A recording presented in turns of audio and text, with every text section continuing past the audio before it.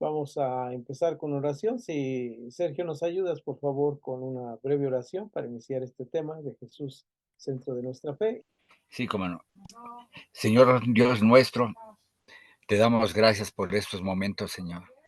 Bendícenos, Señor, y guíanos para que lo que aprendamos el día de hoy quede grabado en nuestro corazón y en nuestra mente y poder así, Señor, dar testimonio de tu palabra, Padre. Te ruego y te pido que tu espíritu que mora entre nosotros, que mora entre nosotros para que nos dé esa sabiduría y el entendimiento para que esta palabra quede grabada y le demos vida, Señor. Gracias por este momento y también te ruego por aquellos hermanas y hermanos pastores que están por añadirse, Señor, que tú, si es tu voluntad, que se añadan, Padre Santo, para que conozcamos más de ti. Bendice a nuestro maestro, Nahum, Señor, para que le des más sabiduría y para que por medio de él y de su corazón y de su mente salga la palabra que tienes para nosotros. Gracias te damos por estos momentos, Señor, en el nombre de tu Hijo Jesucristo. Amén. Vamos a empezar y partimos de una pregunta. Ya vimos ahí que dice Jesús, el centro de nuestra fe. Ese es el tema que vamos a tratar en esta noche. Vemos ahí ya la pregunta que está ahí en pantalla. Dice, ¿qué implicaciones hay en el que el Jesús de los evangelios sea el centro de nuestra fe? ¿Cuál es la implicación que el Jesús de los evangelios? Hay que reconocer aquí primeramente que hay un Jesús en los evangelios, hay un Jesús histórico, hay un Jesús religioso, hay diferentes Jesuses, ¿no? Por decirlo así, en el sentido teológico, bueno, hay quienes ven a Jesús como un mártir, hay quienes lo ven como un revolucionario, hay quienes lo ven como un ser que solamente era milagroso, pero Jesús es el Cristo. Ahorita lo vamos a ver en la parte de conclusión de la clase, qué significa esto, en algunos temas que hemos estado viendo, tanto con ustedes como con otros hermanos, pero hoy vamos a ver esta parte de quién es realmente este Jesús que es centro de nuestra fe. ¿Por qué Jesús llega a ser centro de nuestra fe? Esto es una pregunta importante. Y me parece que debemos iniciar con la reflexión de acerca de qué punto de partida de nuestra fe nos ayuda a entender esto. Eh, Porque hay distintos cristianismos, hay una gran variedad de cristianismos, pero algunos concuerdan en algunas cosas. La mayoría concuerda en una frase que es dicha por un autor, que voy a repetir aquí, que dice, así Dios se hizo visible a través del hombre Jesús y desde Dios se pudo ver la imagen del auténtico hombre. Esta frase que cito, así está escrita en un libro y dice, lo que deja muy bien como ejemplo esta frase que acabo de citar es lo que se refiere en la Biblia a un pasaje que tenemos en el Evangelio de Juan.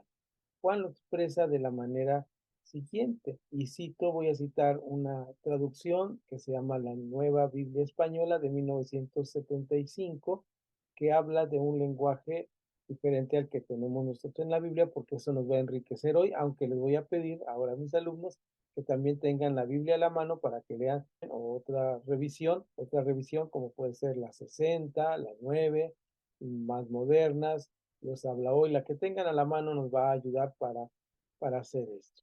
Juan 1, del 1 al 12, que es cuando empieza el Evangelio, y a terminar este gran párrafo que tenemos, que es esta cita de Juan, voy a ponerlo ahí en pantalla para que lo lean ustedes como esta traducción, Nueva Biblia Española de 1975, lo dice, expresa de la siguiente manera. Voy a copiar aquí para leerlo. Al final, casi en el versículo 12, dice, los hizo capaces de hacerse hijos de Dios. Este es el punto. ¿Qué es lo que nos está diciendo aquí? ¿Qué es lo que está haciendo Dios? El Dios que es perfecto hombre, que es perfecto Dios, es el nuevo hombre posible. Este nuevo hombre posible se logra porque un primer Adán fue fracasado, ¿verdad? Recuerdan ustedes que ese fracaso del hombre fue en el primer Adán. Entonces aquí en pongo la cita completa, Juan 1 del 1 al 12, pero ahí al final, en el versículo, casi en el versículo 12, lo podemos revisar en nuestra traducción que tenemos en San Juan. Aquí vemos cómo inicia el Evangelio de esta manera, de Juan. El Evangelio de Juan, en este primer gran párrafo que es muy interesante, ahí, más a todos los que le recibieron, es el versículo 12, a los que creen en su nombre, y esta última frase que ahí estos traductores y traducen como los hizo capaces de hacerse hijos de Dios. Aquí la versión Reina Valera 60 dice, les dio potestad de ser hechos hijos de Dios. Esa es la parte muy interesante. Les dio la potestad ser hechos hijos de Dios. Ahí ya estamos con esta parte primera que teníamos que mencionar. Sin duda el centro del cristianismo es Jesús. Sin embargo, vemos a lo largo del cristianismo cómo diferentes enfoques o puntos de partida eh, para el ser y vivir de la fe han hecho influencia o han influenciado en que hay diferentes maneras de ver el cristianismo con variaciones sustanciales entre una manera y otra. Y esto tiene que ver con la forma en que nosotros vemos a Jesús, la forma en que nosotros apreciamos o pensamos que es Jesús. Y lo vamos a tratar de ver en esta clase a través de varios interpretaciones y versículos bíblicos. Así que pasemos en este momento a revisar algunos de estos enfoques distintos a Jesús, es decir, el cristianismo desde otros enfoques.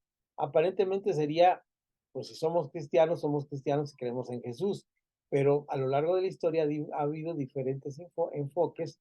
No vamos a ver todos, hice una selección de los que nos afectan más porque tienen que ver con nuestra forma de hacer iglesia, de ser cristianos. Así que vamos a ver algunos enfoques distintos para al final regresar al enfoque que nosotros llamaremos cristocéntrico, expresado magistralmente en el Evangelio de Marcos, como nos dice este enfoque cristocéntrico. Voy a poner la traducción que estamos revisando y lo vamos a poner aquí para que vean ustedes. Aquí estamos en un ejercicio de ver varias traducciones y vamos a ver aquí esta traducción. Dice, orígenes de la buena noticia de Jesús, Mesías, Hijo de Dios. Ok, ahora vamos a, si alguien lo tiene ahí en la RB60, puede leérnoslo de nuestros alumnos. Voy a cambiar nuestra vista aquí, voy a dejar para verles aquí en cuadritos. Si alguien lo tiene, es Marcos 1:1. Dice así la palabra, principio del Evangelio de Jesucristo, Hijo de Dios. Hasta ahí ese versículo así de pequeño, que aquí lo extendió más, principio del Evangelio de Jesucristo. Jesucristo, Hijo de Dios. Okay. Ese es el centro del Evangelio. Ahí Marcos, que es un Evangelio corto, lo pone exactamente al centro del Evangelio con estas palabras. Es decir, vemos que sí es el centro del Evangelio. Iniciamos con el enfoque que pone, que desde mi punto de vista no es correcto, pero así lo hace. Es un enfoque que pone la centralidad de la fe en el antiguo pacto. Este es un punto de vista y vamos a analizar algunos aspectos que aquí tenemos, pero ustedes también en algún momento podrían contribuir a esta clase con algunas experiencias que tengan, ¿no? Centralidad de la fe en el antiguo pacto, ¿no? Aunque la iglesia surge como la iglesia de Jesucristo y la vemos de esta manera y va creciendo de esta manera a lo largo de la historia, hay ciertas personas que ponen la centralidad de la fe cristiana, paradójicamente, no en Cristo, sino en el antiguo pacto. ¿Cuál era el antiguo pacto? Lo que conocemos como el Antiguo Testamento. Entonces, vamos a ir a cómo es esta centralidad. En este momento tenemos ahí el punto de la centralidad. ¿Y qué es esta centralidad? Bien, noten ustedes cómo este enfoque de la centralidad en la fe en el Antiguo Testamento sí puede tener un arranque. Recordamos, y aquí algo que dice una autora que escribe breviario de los Fondos de Cultura Económica, que se llama, que apellida Rate, que nos dice que el Nuevo Testamento definitivamente tiene sus raíces profundas en la historia hebrea. Es decir, sabemos que es así y esto es una verdad. Debe entenderse que si este historia de hebrea no podríamos llegar al hombre Jesucristo. Es decir, es necesaria la historia hebrea para hablar de eso. Así nos lo dice en el Nuevo Testamento, en un libro que es el libro de los Hebreos, que empieza precisamente de esta manera. Y ahora vamos a ver cómo no lo traduce aquí esta Biblia que estamos haciendo referencia, Nueva Biblia Española, y vamos a ver cómo no lo escribe el Castellano de Reina para ir comparando las palabras aquí, que sería interesante hacer esta comparación. Vean ustedes cómo aquí dice, voy a leer del monitor, dice, en múltiples ocasiones y de muchas maneras habló Dios antiguamente a nuestros padres por los profetas. Ahora, en esta etapa final, nos ha hablado por un hijo. Noten ustedes que dice por un hijo. Hebreos capítulo 1, versículos 1 y 2. ¿Cómo dice la revisión o la traducción y en la revisión 60 que tenemos nosotros? ¿Puede alguien leerlo ahí en voz alta, por favor? ¿Puede prender su micrófono? Más me lo apagan después para que pueda ser más clarita mi voz.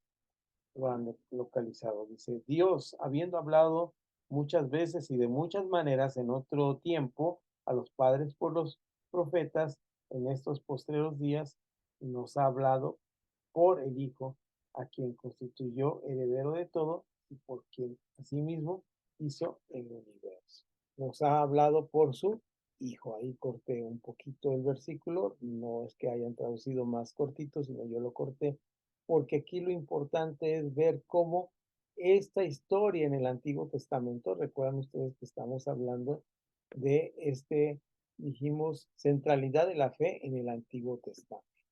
Esta interpretación se queda atrapada en lo que es un medio para llegar a una finalidad. Es decir, la ley era solamente un medio para llegar a una finalidad, como lo declara él mismo en su discurso en la sinagoga en su natal Nazaret. Ahí tenemos la referencia, no la vamos a leer, pero la tenemos la referencia en Lucas 4, del 17 al 21. No lo vamos a leer en nuestra traducción y nuestra revisión, pero lo vamos a ver aquí. No lo pongo en pantalla porque es largo, no lo alcanzaríamos a leer.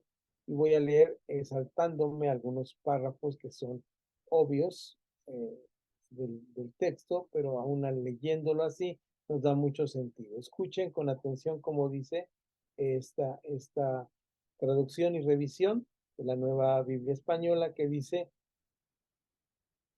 le entregaron el volumen del profeta Isaías y desenrollándolo encontró el pasaje donde está escrito, y ahí tiene una comilla, es decir, empieza a citar el pasaje de Isaías. El Espíritu del Señor está sobre mí porque Él me ha ungido para que dé las buenas noticias a los pobres, para poner, ahí hago un paréntesis porque corto un poco el texto, para poner en libertad a los oprimidos, para proclamar el año agradable al Señor. Enrolló el volumen, lo dio al escriba y se sentó. Y empezó a hablar. Hoy se ha cumplido este pasaje. El cumplimiento de la ley es Cristo. Lo debemos entender de esta manera. Esto es el enfoque de una fe que se basa en la fe centrada en el Antiguo Testamento. Esta fe se basa mucho más en el pecado o la transgresión y no en la solución del pecado y la transgresión. Es decir, se basa en que somos pecadores y que hay que hacer algo para que no seamos pecadores. ¿De acuerdo? Si el pecado es el problema, es la raíz de todos los males, es la raíz del mal, hay que salir de este estado con obediencia a la ley divina. Ese es el razonamiento que se tiene cuando se tiene un enfoque centrado en la fe del Antiguo Testamento. Es una fe que nosotros llamamos que la salvación se obtiene por las obras. ¿Le suena esto parecido? Pues sí, porque mucho de nuestra cultura tiene que ver con esto. Lo que dices, recibes, Si te va bien es porque tienes buena vibra, si te va mal es porque algo malo hiciste. Es decir, hay un sentido de que el pecado es la causa de los males. Pero al verlo como una finalidad, es decir, al ver la ley como una finalidad, hace que el ser humano pueda ser renovado, pueda ser nuevo otra vez. Y para salir de la transgresión no hay que seguir la ley, porque la ley al final solamente refleja la santidad de Dios. Debe haber un propósito en esta ley. Para entender esto vamos a apuntar algunos pasajes que necesito que ahora sí me acompañen y ahora sí lo vamos a leer. Ya dejamos la traducción que hemos usado y ahora sí vamos a ir a nuestra traducción porque estamos más familiarizados con ella y nos hace más sentido. Apuntamos aquí algunas frases del Nuevo Testamento para mejor comprensión del argumento a favor de que la ley solamente muestra el carácter santo del Dios y nos lleva a Cristo. Y vemos que el primer pasaje está ahí mismo en el Evangelio de Juan, donde estuvimos leyendo. Leímos Juan 1, ahora brinquemos hasta el capítulo 9 de Juan. Y en el capítulo 9 de Juan hay un 9, 2, 3. Así, al pasar Jesús, vio un hombre ciego de nacimiento. ¿Quién pasa? Jesús. ¿Qué ve? Un hombre ciego de nacimiento. Y le preguntaron, ahora sí entran sus discípulos. ¿Qué le preguntaron sus discípulos? Diciendo, Rabí, que esto es maestro. ¿Quién pecó? ¿Este o sus padres para que haya nacido ciego? Esa es la pregunta. ¿Quién pecó? ¿Este o sus padres para que naciera ciego? Pasamos al versículo 3 y ¿qué es la respuesta de Jesús? Respondió Jesús, no es que pecó este y sus padres, sino para que las obras de Dios se manifiesten en él. Pongo la traducción que se parece mucho, pero que me ayudó a entender un poco más al pasaje en esta traducción que tenemos aquí de eh, la Nueva Biblia Española. Ni había pecado él, ni tampoco sus padres, pero así se manifestarán en él las obras de Dios. Es decir, el morbo de sus discípulos les hace pensar, aquí hay un hombre que tiene un problema, ¿y cuál era este problema? Lo leímos ahí. Dice, pasando Jesús, vio a un hombre ciego de nacimiento. Es decir, cuando una persona tiene un problema de nacimiento, dice, pues por algo le pasó esto, ¿verdad? Actualmente decimos cosas tan absurdas que no están en la Biblia como el karma, ¿verdad? Lo persigue en su destino y esto es muy interesante porque hay una serie de doctrinas aquí interesantes que surgen de este pensamiento. Es un pensamiento que tiene que ver que el mal persigue a los hijos. Sí es cierto que hay unas consecuencias emocionales, el mismo pecado, ¿verdad? Es pasado de generación en generación. Nacimos en pecado, no por la sexualidad propia, nacimos en pecado porque el hombre falló y lleva la bandera de pecado porque está representado por Adán. Pero aquí vemos algo interesante. Cuando en el Antiguo Testamento ellos pecan y fallan, los otros dicen, ah, mira, fallamos por culpa de nuestros papás. Jesús dice, no me digan esto. Perdón, el Señor Dios dice, no me digan esto. No es que ustedes tengan dentera, es decir, que cuando muerden una fruta amarga sienten que se les tiemblan los dientes porque sea culpa de sus padres. Cada uno es responsable de su propio camino. Así que no podemos decir esta parte que no sé de dónde sale, que decimos, es que este sucede porque mi papá o mi mamá pecaron, entonces esto me sigue hasta nuestros días. Esto me está llevando a ser de cierta manera porque mi papá pecó, ahora yo cargo esto. No, podemos tener herencias generacionales, eso sí.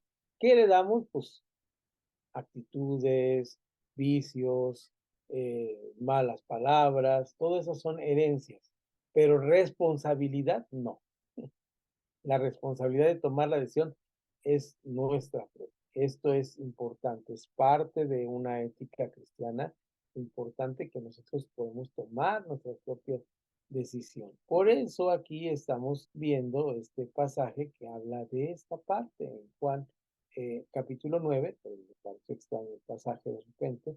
Entonces, El mormo les hizo pensar en esto. El propósito desde la eternidad en el Jesús perfecto Dios y perfecto hombre estaba clarísimo. Ni este ni sus padres fue para manifestar en él las obras de Dios. Es decir, no está diciendo que no fuera pecador. Obviamente era un hombre y estaba en pecado mientras no estuviera la obra de Dios en su vida. No dice que sus papás no hubieran pecado. Es obvio que sus papás estaban en pecado. Lo que está diciendo es que no es la causa principal la desobediencia para que Dios castigue a una persona. Dios no es en ese sentido. Ahora bien, leemos luego lo que dice Pablo con respecto a esto. Vamos a ver qué dice Pablo en Romanos 10:4.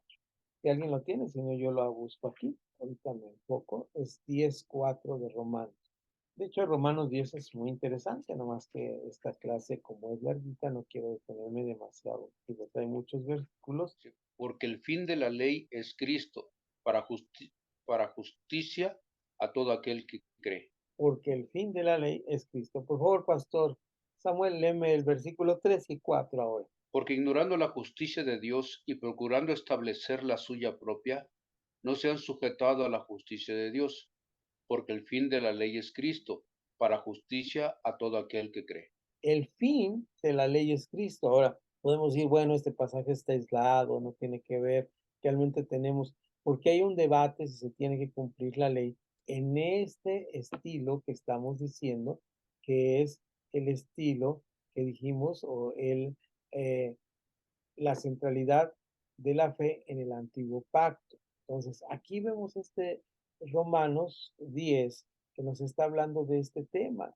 El fin, cuando dice ahí fin, me parece que es como término, pero también como finalidad. Es decir, la palabra fin puede tener estas dos características. Finalidad, esto es importante. Eh, la traducción Reina Valera contemporánea traduce la palabra cumplimiento. En lugar de poner fin, dice el cumplimiento de la ley es Cristo.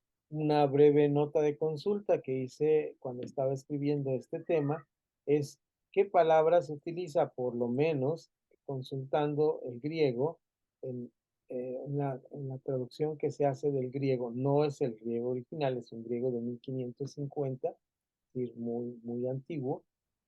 Tenemos esta palabra que les voy a mostrar aquí. Voy a poner todo para que nos haga sentido.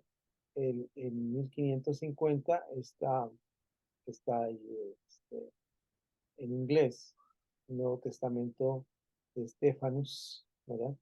Estefanus usa la palabra que nosotros usamos como fin, como la palabra, y la tenemos en las letras griegas y en la letra española, telos, telos, así, ahí no hay problema de pronunciación. Telos. ¿Y qué es esta palabra telos que tenemos aquí? Esta palabra telos que estamos aquí indicando es la palabra que se puede traducir como fin, ¿verdad? En el español puede traducirse como también propósito. Y para ejemplificar este telos que tenemos ahí, vamos a hablar de esto que tenemos tras de nosotros, ¿verdad? Esta cortina. Esto es un telón. El telón es el fin de la habitación, lo que está detrás es otra cosa, pero también es como propósito. Pero vamos a ejemplificarlo mejor. Cuando vamos al teatro, ¿qué cae al final de la obra? Telón. El telón, ¿verdad? Telo. Entonces, este telón, telos, tiene esta doble función en la obra. Tiene como fin la terminación de la obra o bien como conclusión de la misma, es decir, a lo que se llegó a la finalidad. La ley tiene una finalidad. Ahí se terminó, si es cierto, ya no tenemos que seguir cumpliendo la ley, pero no solamente como cambio de canal o como cambio de estación, ¿verdad? Se acabó el invierno, sigue el verano. No, no, no. Todo lo anterior tuvo una razón de ser para llegar a acordísimo. Entonces ahí estamos muy bien con esta parte. Entonces estamos de acuerdo con esta parte, ¿no? Entonces este es el fin. Además podemos referirnos también a otra frase, antes que llegara la fe, estábamos custodiados por la ley, encerrados, esperando la fe que estaba reservada. Galatas 3 es 23 al 25. Por favor. Adelante. Dice la palabra, pero antes que viniese la fe, estábamos confinados bajo la ley, encerrados para aquella fe que iba a ser revelada. De manera que la ley ha sido nuestro ayo para llevarnos a Cristo, a fin de que fuésemos justificados por la fe. Pero venida la fe, ya no estamos bajo el ayo. Pero venida la fe, ya no estamos bajo ayo. Bajo ayo. Ok, ¿qué es la palabra ayo? Está el Casedo de Reina utilizando un lenguaje antiguo del español que tenía que ver con esta parte de la educación en los tiempos griegos. Explico brevemente para estar en contexto y estar hablando de Gálatas 3 del 23 al 25, que es la cita correcta que debemos tener. Y en esta cita correcta que debemos tener está esta palabra. El pasaje completo para leerlo con calma, y sí sería bueno tener una lectura corrida de todo esto, y no tenemos el tiempo en donde podemos apartar de la clase, pero sí podemos decir eh, eh, esta parte que es del capítulo 3 verso 19 al capítulo 4 verso 7, es decir, el pasaje completo lo voy a aplicar aquí eh, Mm. en mi pizarra, el pasaje completo, si me equivoco, eh, corrigen, estoy escribiendo aquí sobre la marcha, el pasaje completo sería Gálatas, voy a abreviar así Gálatas, Ajá. capítulo 3, versículo 19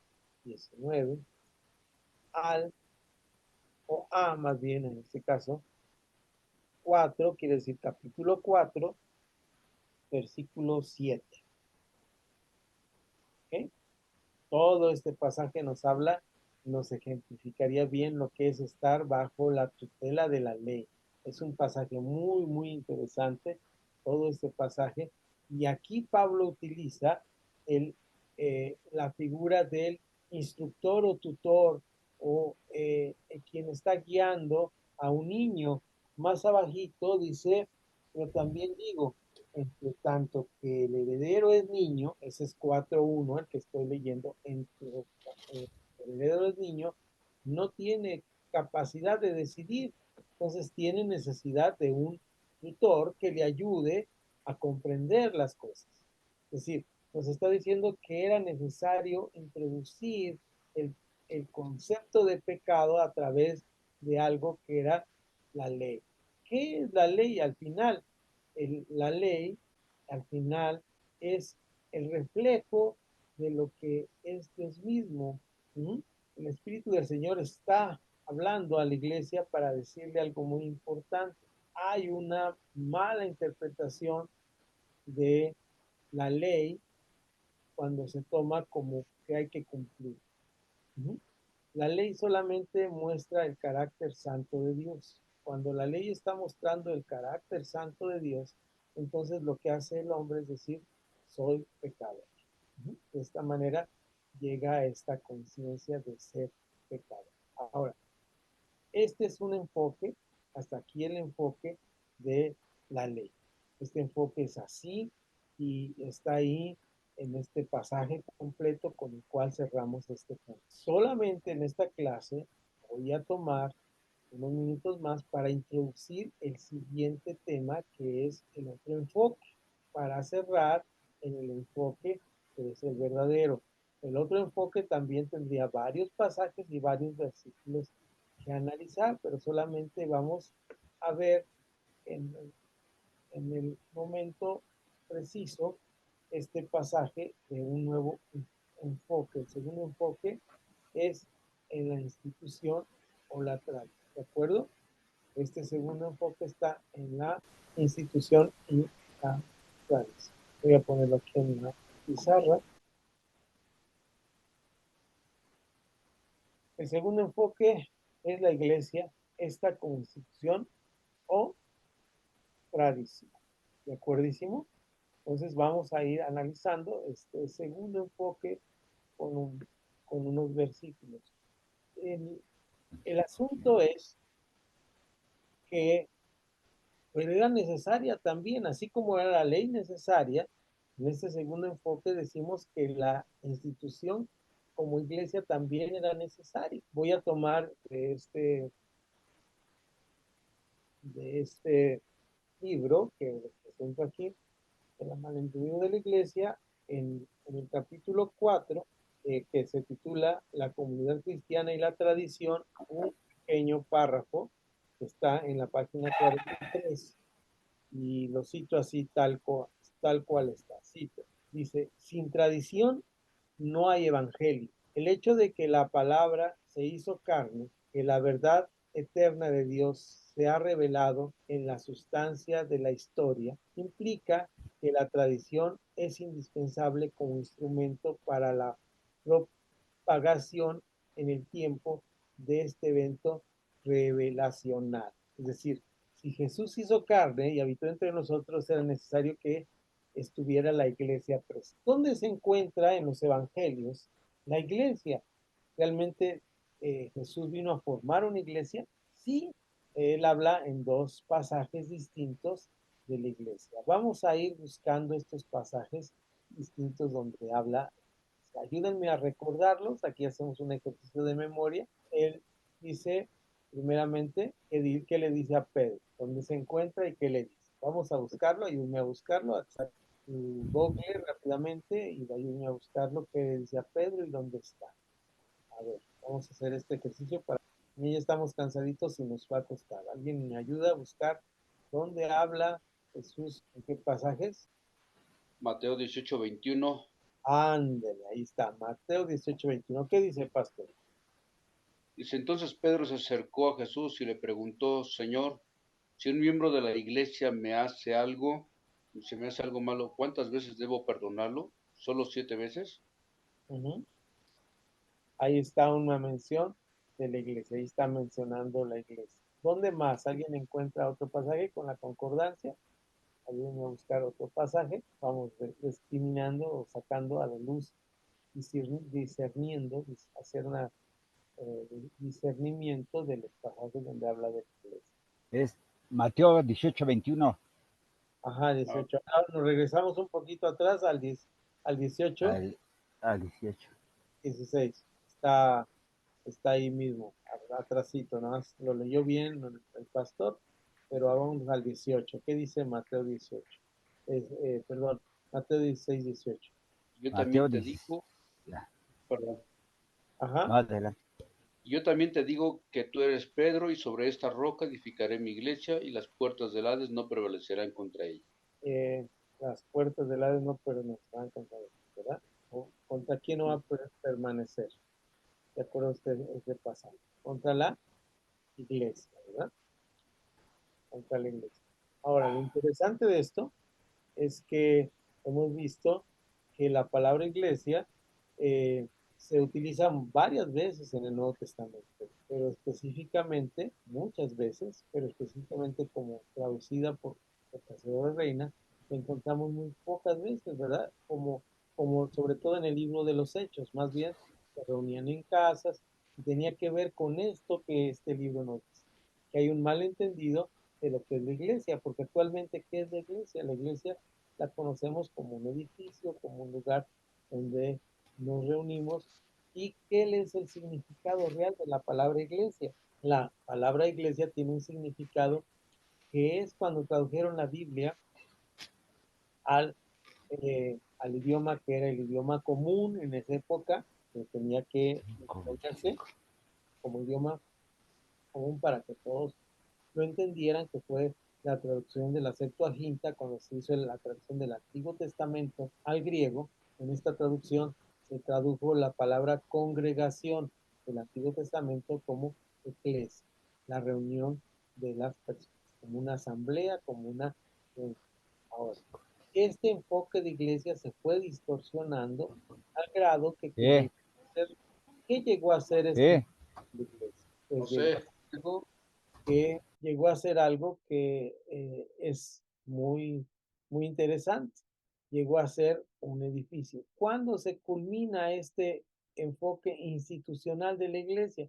Bueno, se culmina cuando en el siglo III se une el Estado con la Iglesia.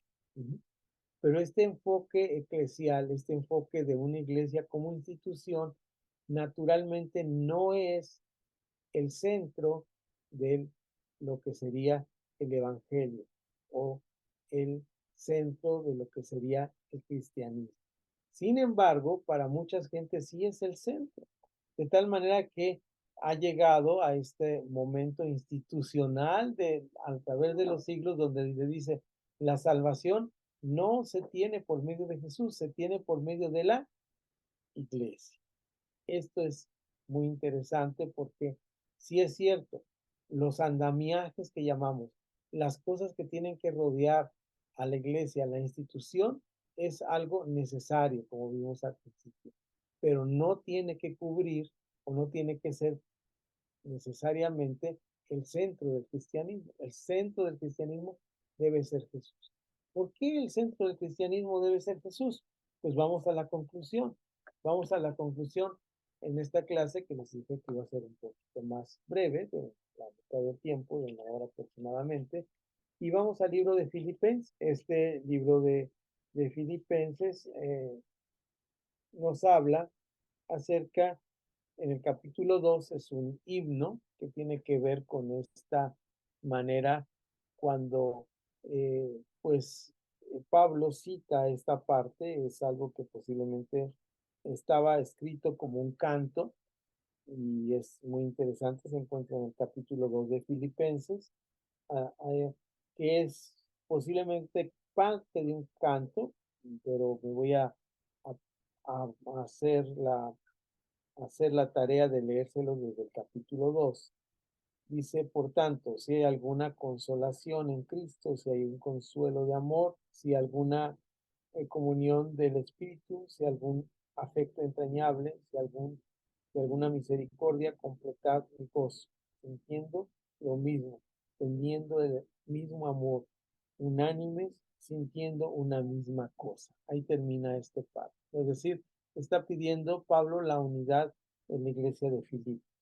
Luego dice, nada hagáis por contienda o vanagloria, antes bien, con humildad, estimando cada uno a los demás como superiores a sí mismo. Punto y coma, no mirando cada uno por lo suyo propio, sino cada cual también por los de los otros. Estos primeros 4 versículos de Filipenses 4 nos recuerdan mucho Efesios capítulo 4, ¿no es cierto?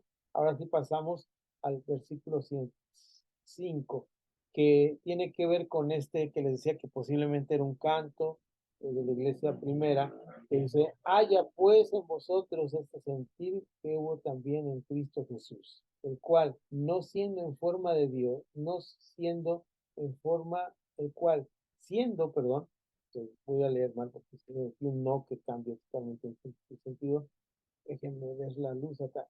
Haya pues en vosotros este sentir que hubo también en Cristo Jesús, el cual, siendo en forma de Dios, no estimó el ser igual a Dios como cosa a que aferrarse, coma, sino que se despojó a sí mismo, tomando forma de siervo, hecho semejante a los hombres, y estando en la condición de hombre, se humilló a sí mismo, haciéndose obediente hasta la muerte y muerte de cruz, por lo cual Dios también le exaltó hasta lo sumo y le dio un nombre que es sobre todo nombre, para que en el nombre de Jesús se doble toda rodilla de los que están en los cielos, de lo que está en los cielos, están en los cielos y en la tierra y debajo de la tierra. Y toda lengua confiese que Jesucristo es el Señor para gloria de Dios Padre. Hasta ahí termina este canto. Ahora, vamos a analizar brevemente. Voy a quitar la pizarra para analizar este pasaje que me parece muy interesante, que nos lleve a ver una conclusión de lo que dijimos hace un momento. ¿Por qué hablamos, por qué estamos hablando de que es necesario que dijimos Jesús sea el centro de nuestra fe? ¿Por qué este pasaje es tan importante para este tema de que Jesús es el centro de nuestra fe? ¿Por qué los diferentes partes de los evangelios, los diferentes enfoques del evangelio nos llevan a ver esta parte que Jesús es el centro de nuestra está. Esta parte es importante por una razón, que él se despojó a sí mismo. No le importó ser como Dios. El versículo 2:4 nos dice, el cual, Filipenses 2:6, el cual, siendo en forma de Dios, no estimó el ser igual a Dios como cosa a que aferrar, sino que se despojó a sí mismo tomando forma de siervo, hecho semejante a los hombres. ¿De qué estamos hablando aquí? ¿De qué se trata esto? Miren, creo que ya lo he mencionado, si no lo he mencionado en clases, lo voy a estar mencionando varias veces y lo he estado mencionando en varias clases que doy y en la predicación que di sobre este pasaje la semana pasada aquí en la comunidad de fe. Y este pasaje tiene que ver con algo o antepasado, hace 15 días, no recuerdo ahora bien, pero creo que hace 15 días, que hablé sobre este pasaje y este pasaje nos dice algo muy interesante. Puse un ejemplo en la prédica, quiero compartir con ustedes. El nombre de nuestro Salvador es Jesús, era un nombre común en la época que nació Jesús. Es el nombre Josué, ¿verdad? Josué se fue evolucionando hasta que llegó a ser el nombre Jesús. Posiblemente el nombre hebreo, ¿verdad? O arameo, que es lo que hablaba Jesús, sería muy diferente al de nosotros, pero nosotros que estamos en México no le decimos eh, John a los Juanes, sino le decimos Juanes. Así que Jesús era su nombre, ¿verdad? Jesús es el nombre que nosotros tenemos en español y como se ha traducido correctamente. Jesús. Este Jesús, que también tiene que ver con la palabra José, Josué, José, estas palabras similares, tenía que ver con un atributo de este nombre que tenía que ver con la palabra Salvador. Era la palabra Salvador. Que también tenemos este nombre en español, ¿verdad? Entonces, tenemos este nombre que es el nombre Jesús. Ahora, su profesión era Cristo, Mesías ungido. Era una profesión. En el Antiguo Testamento era una profesión que tenían los reyes y los sacerdotes. Por eso nosotros, los cristianos, usamos este nombre compuesto que decimos Jesucristo. Pero ahí estamos usando un nombre compuesto. Así cuando voy al doctor, yo voy con un doctor y espero que se apellida Gutiérrez, no sé su apellido, pero luego lo veo, pero yo le digo, voy a ir con el doctor Gutiérrez. ¿Qué estoy juntando? Su profesión con su nombre. O sea, si su nombre del doctor Gutiérrez fuera Jesús, yo diría el doctor Jesús. ¿Con quién vas? Voy con el doctor Jesús. Tenemos una amiga que es la doctora Marta, ¿verdad? Tenemos el nombre de algunas personas como el ingeniero Pedro, ¿verdad? Es su nombre y su profesión. De esta manera estamos hablando de Jesús con su nombre y su profesión. Lo interesante de este pasaje que estamos viendo aquí en el libro de Filipenses es que dice, no le importó tener esta profesión como cosa que aferrarse. Tenía una profesión y además tenía una categoría, ser Dios. Ahora voy a imaginarme que este doctor José, por el ejemplo que voy a poner, aquí en mi ciudad de Guadalajara es director del Centro Médico de Occidente. El doctor José, no sé qué es, pero voy a suponer que es el doctor José, director del Centro Médico. Y entonces de repente un día recibo una llamada en mi celular y me dice, oiga, fíjese que soy el doctor José. Ah, mucho gusto, doctor José. Yo soy director del centro médico. No solamente tengo un nombre, tengo una profesión que soy ungido y además tengo una categoría, que es lo que nos está diciendo Pablo aquí. Pero fíjese que no me importa esto. Yo mañana quiero que me reciba a las 10 de la mañana en su casa porque voy a barrer y trapear su casa. Y luego voy a limpiar su ropa, voy a lavar su ropa. ¿Cómo nos sentiríamos? Oiga, doctor, no es necesario que lo haga. No, yo quiero hacer eso, yo quiero servirle. Imagínense cómo nos sentiríamos. Ahora, esto es en el rango humano.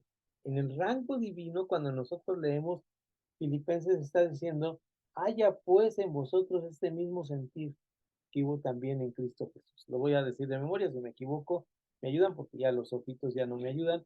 El cual, siendo en forma de Dios, que dice así, no lo tomó en cuenta, siendo en forma de Dios, y pudo aferrarse, me parece que dice, como cosa que aferrarse, es decir, yo soy el director del Centro Médico de Occidente, no lo tomó en cuenta como cosa que aferrarse, sino que se despojó. Cuando dice se despojó, se vació en una forma que no era su forma. Es decir, el doctor, director del centro médico, su forma no es ser un sirviente.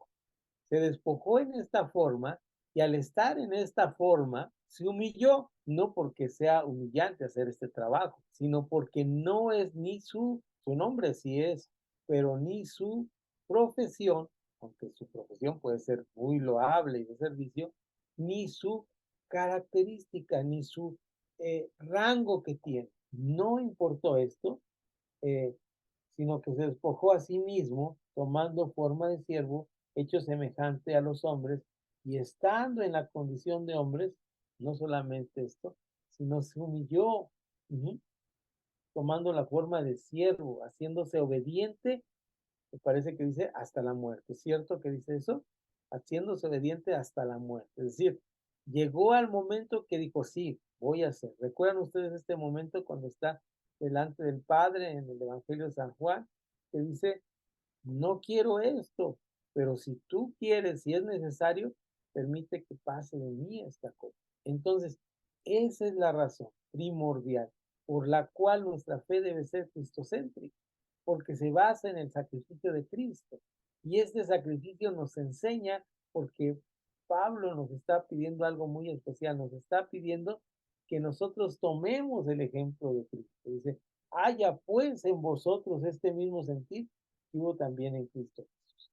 Sí, nosotros mismos como cristianos somos primeramente siervos, primeramente somos servidores, y esta es lo que nos hace llegar a este punto. Y lo más interesante de esto es que esta forma que no tiene que ver ni con ser seguidores del antiguo pacto, ni estar en una institución, nos hace siervos y nos hace algo muy especial. Nos hace redimidos y estar aceptos delante de Él, estando cumpliendo la ley y estando siendo parte de una institución o de un cuerpo que se llama la iglesia. Esto es lo muy interesante, que la manera en que lo resuelve Dios no es haciéndonos cumplir la ley. Él dice, mira, estos son los sacrificios, las ordenanzas que te pongo, porque mira, estas son las leyes, pero como no las vas a poder cumplir, aquí están los sacrificios y ordenanzas por aquellas cosas. Pero Él nos pone un nuevo sacrificio, un sacrificio mejor. Cuando en los evangelios nos habla de Jesús como siervo, no es un siervo simplemente que está sirviendo, no es simplemente el siervo que lava los pies de sus discípulos, es el siervo que dice, no hay mejor amigo que aquel que da su vida por el otro, no hay mayor sacrificio que este. ¿Acaso alguno osaría dar la vida por un justo? Pero este dio la vida por los que somos injustos. Y dice en el Evangelio de Juan, ya no los llamaré siervos, voy a llamar amigo. Y como amigo voy a dar mi vida por usted. La vida no me la quita, yo la doy voluntariamente. Yo la doy voluntariamente. Por eso el enfoque de la vida cristiana es cristocéntrica. Por esto. Y además de esto, de ser por esto cristocéntrica, esto nos da la capacidad de vivir una vida en progreso hacia el cristianismo, que es la vida apegada al Señor. Ahora estamos viendo que los cristianos tenemos muchas ventajas. La ventaja de ser salvos por la gracia, gratis. La ventaja de ser bautizados, que es la aspiración de una buena conciencia, el bautismo en agua. Y la ventaja de ser sellados con el Espíritu Santo, y al ser sellados con el Espíritu Santo podemos manifestar los dones espirituales que están en el libro de los Hechos y en todo el Nuevo Testamento. Y nos da una dimensión de vida diferente a solamente un cumplimiento de la ley o una iglesia mal entendida, que es una institución que está encerrando esta fe que está allá adentro, pero que realmente no nos está dando una fe verdadera. ¿Cuál es esta fe verdadera? Una fe práctica que transforma las vidas de las personas. ¿Okay? Entonces, esto es el tema que quería compartir con ustedes, que estoy preparando. Es un bosquejo de algo que se está haciendo, pero ya es en sí, como se dan cuenta, algo estructurado como para poder dar clase, y aprovechamos este tiempo que teníamos de colchón para platicar con ustedes y lo dejamos grabado también para que nuestros hermanos que no pudieron estar en la escuchando esto, si así